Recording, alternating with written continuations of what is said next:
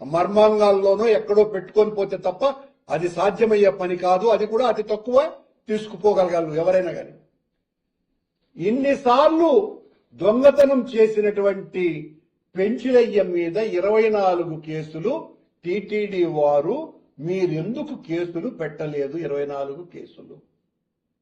రవికుమార్ అనే వ్యక్తి $75,000 విలువ చేసే 8 $100 నోట్లు దొరికితే దాని మీద జరిగినటువంటి రాద్ధాంతం, మా మీద చేసినటువంటి ఆరోపణలు, మమ్మల్ని అందరినీ జైలుకు పంపించాలా అనేటువంటి భీకర ఘోషణ, అరుపులు, ఫిర్యాదులు, దానికి సంబంధించి సిఐడి, ఏసీబీ విచారణలు ఇన్ని జరిగినాయే.